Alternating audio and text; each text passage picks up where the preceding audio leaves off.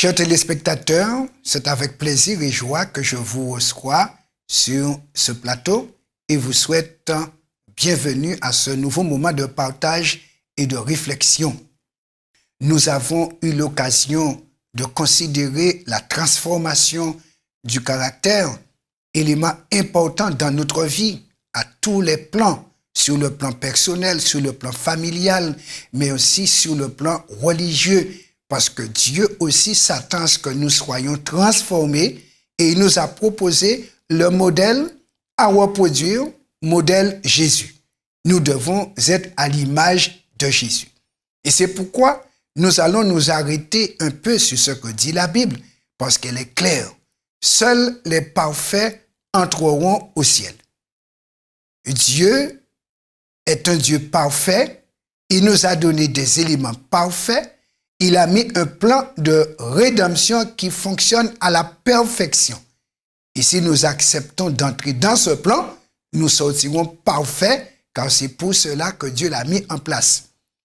Nous allons considérer ce que l'apôtre Paul nous dit d'ailleurs dans Éphésiens chapitre 5, versets 25 à 27.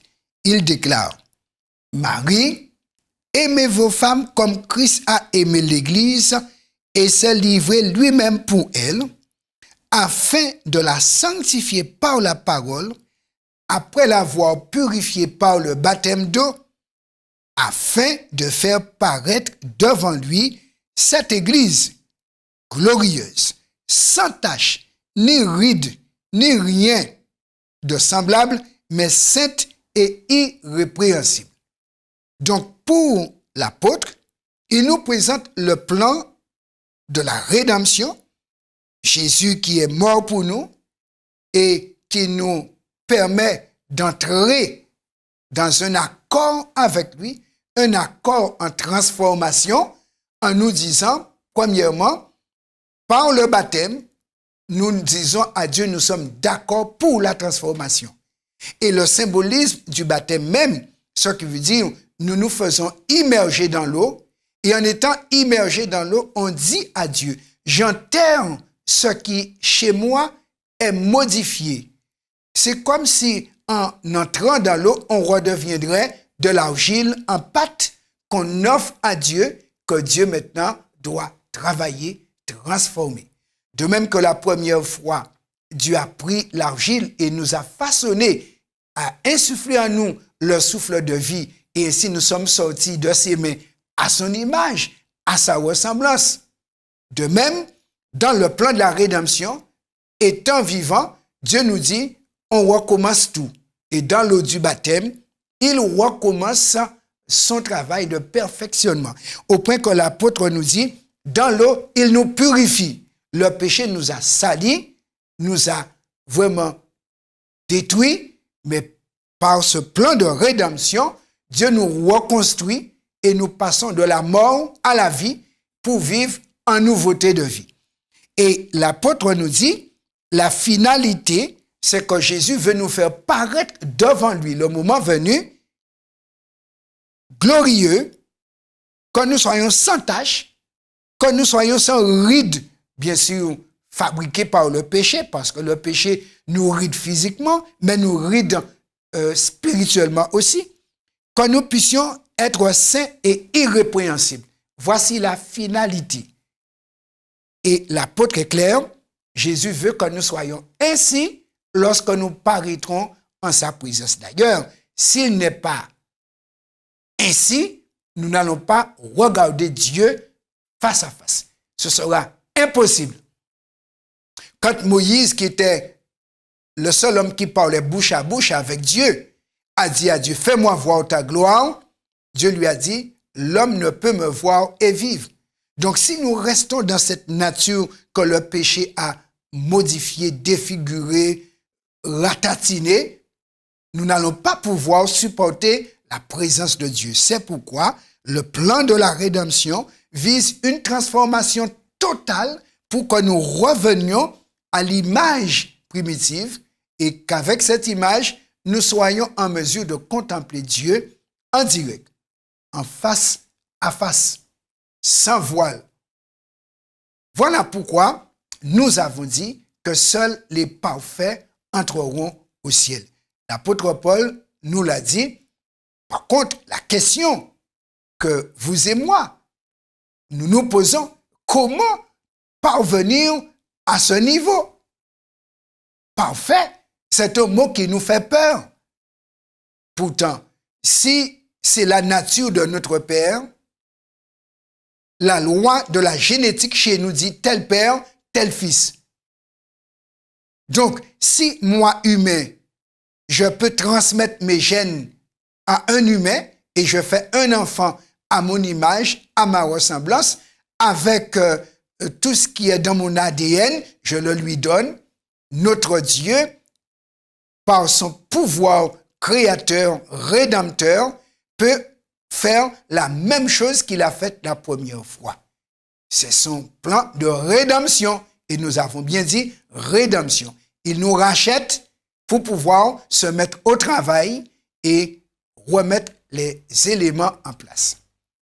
Alors, nous avons un écrivain important, fameux, inspiré, à qui Dieu a permis de voir et de comprendre beaucoup de choses, et qui nous donne des directives précises. Et personnellement, j'ai eu l'occasion de mettre en application une de ces directives et j'ai eu du succès. J'avais un défaut de caractère, le Saint-Esprit me disait, ce défaut ne va pas passer la porte du ciel. Et j'ai lutté pendant 30 ans. J'ai désiré vaincre, mais chaque fois j'étais vaincu. Et un jour, j'ai décidé de faire comme elle a recommandé. Il s'agit d'Ellen White. Donc, j'ai décidé de servir Dieu. Décidé de faire ce qu'il a dit, comme il a dit, en me soumettant à lui. Je lui ai permis de me prendre comme une pâte d'argile. Et je peux vous dire, ce que je n'ai pas vaincu en 30 ans, je l'ai vaincu en 30 jours. Donc Dieu, il peut faire les choses bien et vite dans la mesure où nous nous soumettons à son action et voulons collaborer avec lui. Elle nous dit dans le livre Message à la jeunesse, puisque les jeunes sont en construction, et c'est à ce moment qu'on doit intégrer dans sa pensée, son fonctionnement, les meilleurs éléments pour une bonne construction personnelle. Elle dit ceci, dans ce livre Message à la jeunesse, à la page 103. Nous n'avons qu'une faible idée de la force qui serait disponible si nous établissons le contact avec celui qui est la source de toute force. Dieu, il est tout-puissant. Nous retombons sans cesse dans le péché et nous pensons qu'il doit en être fatalement ainsi. Nous nous cramponnons à nos infirmités comme si nous en étions fiers. Le Christ nous dit que nous devons rendre notre visage dur comme un caillou. La victoire est à ce prix. Et nous soulignons, la victoire est à ce prix. Oui, nous avons donc la responsabilité de la collaboration avec Dieu, puisque notre nature humaine ne veut pas tendre vers la perfection. Mentalement, nous nous disons ce n'est pas possible. Mais spirituellement, Dieu nous dit oui, c'est possible. C'est moi qui fais en toi et pour toi, mais pas sans toi. Et c'est ainsi que j'accepte de collaborer avec Dieu. Pourquoi? Parce que Jésus a porté mes péchés en son propre corps sur le bois par la puissance qu'il me communique et qu'il est disposé à vous communiquer aussi. Nous pouvons résister au monde, à la chair et au diable. Effectivement, ce sont les trois dimensions d'où vient le combat. Du monde qui nous attire, qui est espace de tentation, la chair qui est espace de faiblesse, qui a la pulsion pour aller en direction du monde, et le diable, eh bien, qui patronne et la chair et le monde pour nous faire rester dans un mauvais fonctionnement, en opposition avec Dieu, dans la déconstruction de la personnalité, car un pécheur est un déconstruit spirituel. Donc Dieu veut nous reconstruire et c'est pourquoi il nous a rachetés. Jésus met à notre disposition sa toute puissance pour contrer la puissance modificateur du diable pour que nous puissions, en redevenant enfants de Dieu, aller dans la direction de la ressemblance avec Dieu. Donc, cessons de parler de nous et de notre impuissance. Parlons plutôt du Christ et de sa force. Parler de la force de Satan, c'est lui donner plus de prise sur nous. Et c'est psychologique. L'ennemi est refoulé quand nous parlons de la force du Tout-Puissant. Si nous nous approchons de Dieu, il s'approche de nous. Et si Dieu s'approche de nous, le diable recule. Parce que les deux ne se mettent pas sur la même table. Beaucoup d'entre nous ne savent pas profiter de leurs avantages.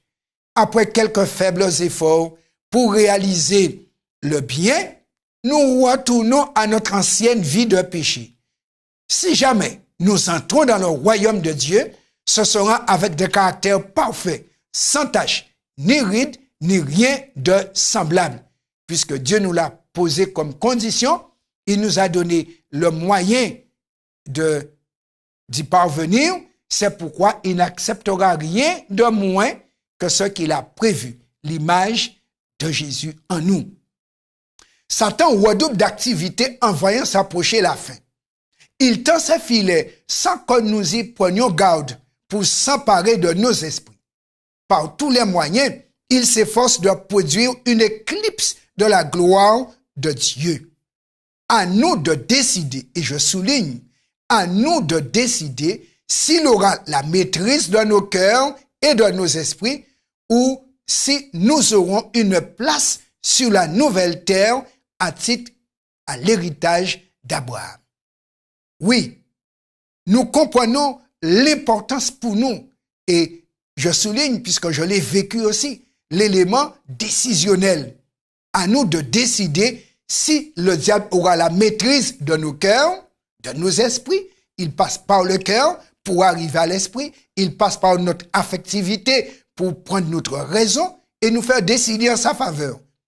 Mais si nous regardons à Jésus et si par la foi, nous nous cramponnons à sa grâce, à ses promesses, nous nous soumettons à l'action du Saint-Esprit, alors Dieu aura la gestion de notre vie et comme on l'a dit, il va nous reconstruire à son image et c'est ainsi que nous deviendrons héritiers de la nouvelle terre d'après la promesse que Dieu avait faite à Abraham disant que tous ceux qui vont croire en Jésus comme lui a cru en Dieu, alors ils recevront comme héritage la nouvelle terre. Oui, la formation de notre caractère nous est remise en responsabilité avec le secours divin, avec la toute-puissance divine. Ne soyons pas des défaitistes, ne soyons pas des timorés, mais soyons des déterminés, décidés. Et par la soumission, Dieu, ce qu'il commence, il peut l'achever en tant qu'alpha et oméga. Prions pour lui demander son secours.